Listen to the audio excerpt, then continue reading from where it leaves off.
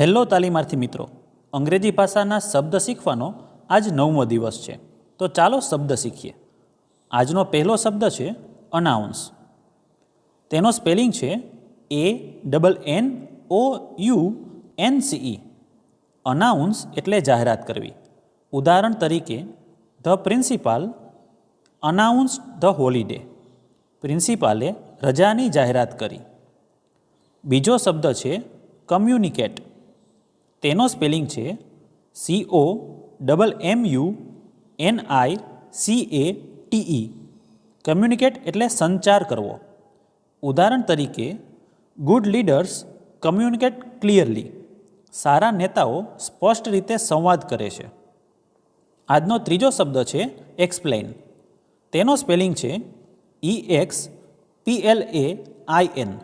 Explain એટલે સમજાવવું.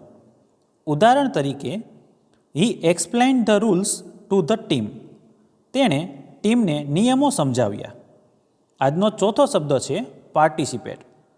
તેનો સ્પેલિંગ છે PARTICIPATE. પાર્ટિસિપેટ એટલે ભાગ લેવો. Students participated in the competition. વિદ્યાર્થીઓએ સ્પર્ધામાં ભાગ લીધો. આજનો પાંચમો શબ્દ છે રિસ્પોન્ડ. તેનો સ્પેલિંગ છે RESPOND. રિસ્પોન્ડ એટલે જવાબ આપવો. She respond quickly to the mail.